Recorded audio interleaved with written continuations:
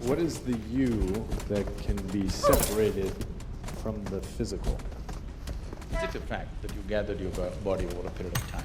The fact that this body gathered together over a period of time, and it may be that I emerge as a consequence of that, this feeling of I, as opposed to me doing the gathering. Have you been having lunch and dinner or… Have I been having lunch and dinner? Yeah. Yeah, this dynamic accumulation has been eating plenty, yeah. So what you refer to as my body right now is an accumulation of food. It's a heap of food. Not a pleasant way to describe you, but it is. What you call as my mind, largely in people's experience, is an accumulation of impressions over a period of time. Agreed? So, if you have to gather this much of impressions and this much of body, something more fundamental must be there, isn't it? Houston, Texas is an accumulation of roadways and buildings, but we wouldn't say that Houston was there and they gathered. You are not a piece of geography. You are not a piece of geography, are you? Well, maybe exactly that, a physical being. I'll tell you why from my perspective that seems like a possibility. It's because we're across the street from the world's largest medical center, and every day there are thousands of people there whose geography is changing because of Alzheimer's or stroke or tumor or traumatic brain injury, and who they are changes. It doesn't seem like there's something fundamental that outlasts damage to the tissue. See, you're talking about thought and emotion. The biggest mistake is we have given too much significance to human thought. Whatever you think is only happening from the limited data that you have gathered. Yes, sir? Agreed. Yes. So the data that you and me have gathered, however big we may think it is, in terms of the cosmos, it's minuscule, it's nothing. It's really not of any consequence. So from this minuscule of data that we have gathered, we are generating some thought which could be useful in making our lives, it could be useful in creating a few things, it could be useful fundamentally for our survival and to enhancement of our survival process, all this. But it doesn't give you access to life. Thought and emotion is psychological drama that's happening. You can conduct it any way you want. You're talking about somebody had a tumor or Alzheimer's or an accident or something and the drama went wrong. The drama can go wrong even without any of those ailments. You ask people. People's drama goes wrong without any accident or injury or ailment, just like that, drama goes wrong on a daily basis for a lot of people. Usually give that a name. That's a business. Not one I'm making any money on. I'm saying there's only this much. Either your faculties are taking instructions from you or they have become compulsive for some reason, all right? Either your body and mind, you can conduct it consciously or it's become compulsive. That's all that's happening. Whether you call it physical ailment or mental ailment, all that's happened is just this, that your fundamental faculties of existence on this planet is your body and your mind. These two things, you have lost grip over them. So it can become this kind of ailment or that kind of ailment or whatever, but fundamentally you have lost charge. If your body and your brain took instructions from you, would you create depression, would you create illness, would you create anything? You would create highest level of pleasantness for you, isn't it? We certainly would if there were a separate you that became that control. See, we can come to this like this. There is something called… because I see that you keep referring my brain. If you say my brain, that means it's yours. What is yours can't be you, right? It's a colloquialism that we use because I need to refer to this one in here. I need to specify which brain I'm talking about. See, when I say my hand, I know even without my hand I can still exist. Similarly, If certain parts of the brain are gone, our ability to think and feel the way we were doing it earlier may be gone, but still that person is not gone. That's the question. So if I lose a little part of my finger, I'm still me, but if I lose a chunk of brain tissue that same size, I can be someone completely different. I No, can no, lose… you're talking about personality. Personality is again an acquired thing. Beyond personality, I can lose memory, I can lose consciousness, of course, I can lose the ability to perceive reality the way that we do now. I might become colorblind because of a lesion, because of damage to a particular part of my brain. I lose the ability to understand what objects are.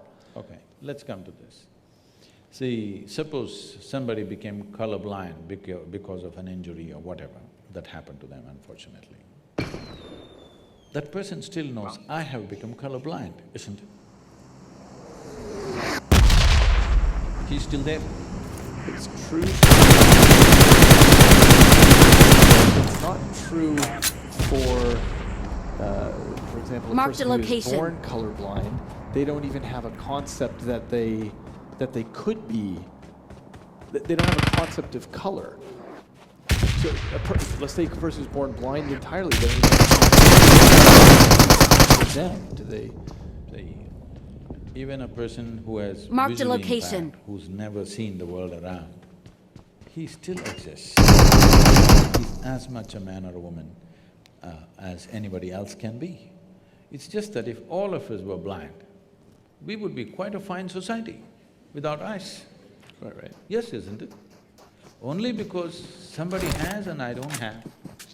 In comparison, I have a problem. Otherwise, if all of us had eyes, you think we would have found our way around? We would have. Maybe not the same way, in a different way. Oh, I totally agree, because in so many dimensions… There are mammals who are flying by, sound. Yeah. Well, there are so many dimensions that we are blind to now. So what we call visible light is just a 1/10 trillionth of the electromagnetic spectrum that's out there. We only detect might be between 10 to 13 spatial dimensions, not just these three, and yet we're trapped in these. We are moving away from… But my point is, we're already blind to most of the world, so I agree with you that… Okay, so let's move back to perception.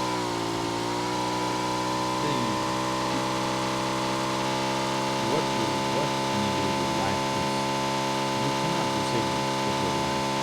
You're a physical, I'm a physical, everybody is. What kind of personality we have got, what kind of likes and dislikes we have got, what kind of gods and demons we have got, what kinds of other things we have got, is a social process that's happening, it's cultural and social process. If you were born in a different part of the world, it would be entirely different. Depending upon what we are exposed to, these are impressions that we have taken, the normal amount of impressions. Leaving it aside, let's look at one fundamental. Whatever you gather, you can only claim it's mine. You cannot say it's me. Whatever you gather. How do you mean? You mean your body? You say anything. I can say, this is my chair. If I sit here every day and then I say, this is me, then there's a problem.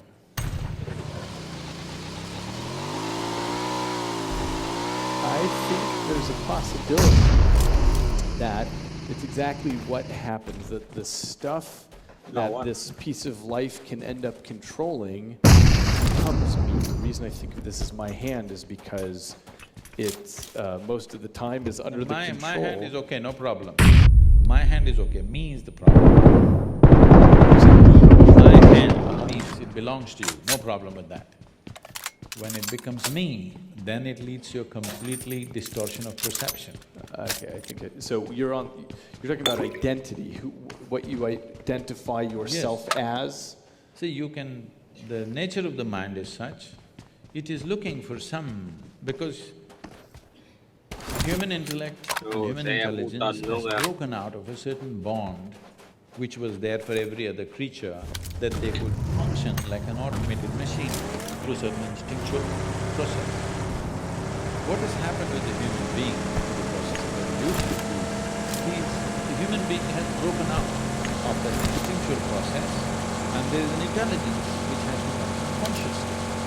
But functioning consciously means every moment of life is an exploration, which is too scary for a whole lot of people. So the best thing is identify with something which gives you some sense of what you are. But this some sense of what you are, which you took on based on your social and cultural background, so what you took on makes sense for your survival process, but not for explorative process. It doesn't explore life, it keeps you sane. It's a good solace. It keeps you… it helps you to sleep well in the night. Wake up in the dimension.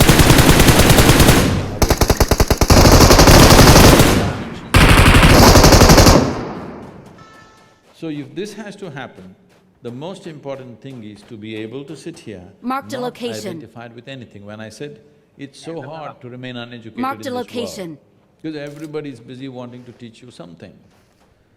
This is all I did in my life, to remain uneducated, not to be influenced by parents, by family, by religion that's happening around you, culture that's happening around you, education that people are forcing on you, just to be the way creation intended you to be, simply. See, I don't just fit into the university milieu, but I'm okay, you know. Just simply the way you are born.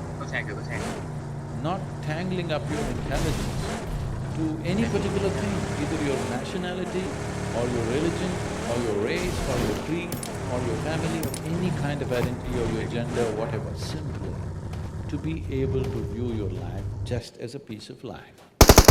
One does this when you explore in ways that they have not imagined possible. Now, as a physical body, you're unable to not be influenced by the clothing of your culture, by… No, this is a statement, this is not a compulsive thing. But you don't dress as somebody who's Chinese or an Eskimo or something. When I'm in the North Pole, I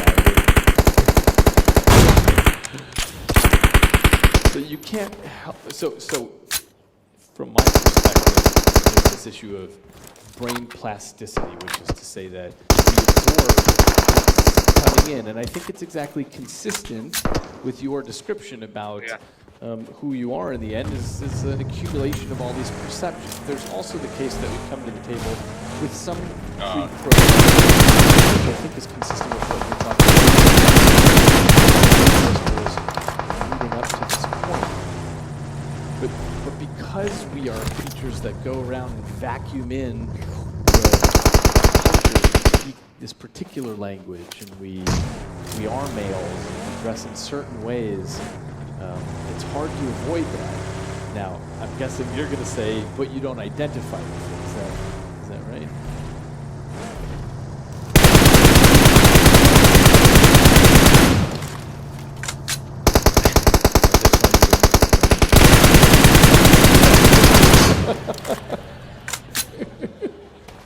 because that was the only bathroom available.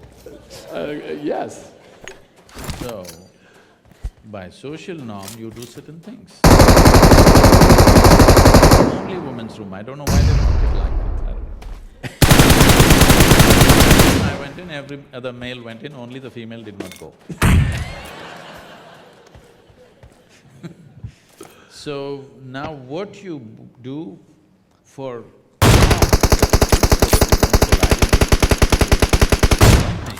what you identify. The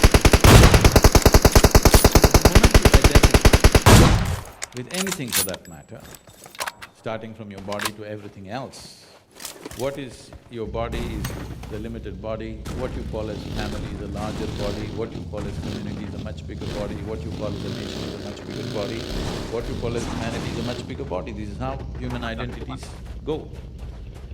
People think it's better to be identified with a nation than to be an individual when there's a war or when there's some situation. People think it's better to be identified with the whole humanity but any identity limits you. It takes away the fundamental possibility of what this life is. Identity is required for survival Watch process out. to manage Watch day-to-day out. situations, but it is not an exploratory process. Because the intention of science is to know. See, technology is a fallout.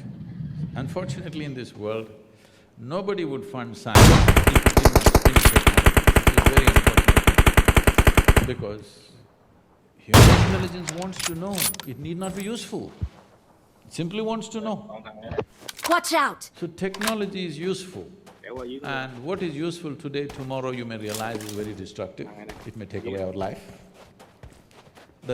So technology has to be judiciously looked at, what to apply, what we should not apply. It's commercialized and it's on, full force. Everything that we do after we did the wrong thing, now we're doing the right thing, and again after 25 years we come back and say, then we did the wrong thing, now we're doing the right thing. Every stage of life we seem to know it perfectly well, but after some time looking back, we know we did not know nothing, we missed too many pieces. So technology is something that we have to judiciously do. Science must happen rampantly. Mysticism must happen rampantly because this is simply exploratory. This is not about seeing how to make it useful. But today, modern science has become a slave of technology. If you don't make it useful, nobody is going to fund you anymore. You simply say, I want to know, nobody's interested in this. How can it be turned into an enterprise? That's all they're interested in. This is a wrong way to approach science, because science is a fundamental need within a human being, wanting to know. It's the nature of human intelligence. It is not something that somebody made up. It's not a bunch of scientists who made this up. This is a fundamental need within human intelligence, wanting to know. It is the nature of a human being, if he sees something new, he wants to know what this is, whether it's a small thing or a Marked big a thing. location. So to continuously sustain that wonder, that sense of wanting to know, is the basis of science and mysticism. It is only the fundamental approach is different in the sense, science is trying to achieve everything through physical means, by taking physical quantities, going by the physical laws. But physical is like the peel of the fruit, it has no purpose of its own. The peel is useful only as a protective layer to the fruit. Once the fruit is eaten, the peel goes to the trash can. See, right now, the fruit is inside. So this decorate it, we have to dress it up, we have to pamper it in so many ways. Marked a location. Tomorrow morning if the fruit is gone, nobody's interested in this body anymore. Nobody wants to transact with this anymore.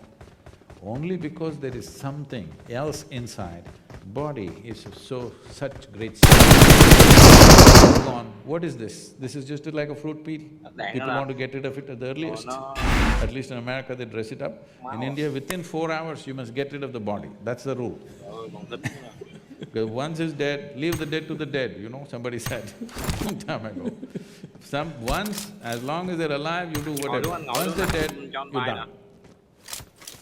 Because the peel is meaningless without the fruit. Right now, the fundamental flaw in this approach is, though it's produced phenomenal results in terms of well-being for us, comfort for us, convenience for us, the kind of comfort and convenience we're enjoying, no other generation ever has known on this planet. This is a fruit of science or technology, rather. In spite of that, will it lead to human well-being? That's a question mark. Comfort and convenience will come, but will well-being come? That's a question mark, because if you look back on the humanity, let's say 100 years ago, 1,000 years ago, how people were and how people are you today, are you more joyful than them? Are you more blissed out than them? So, are you more blissed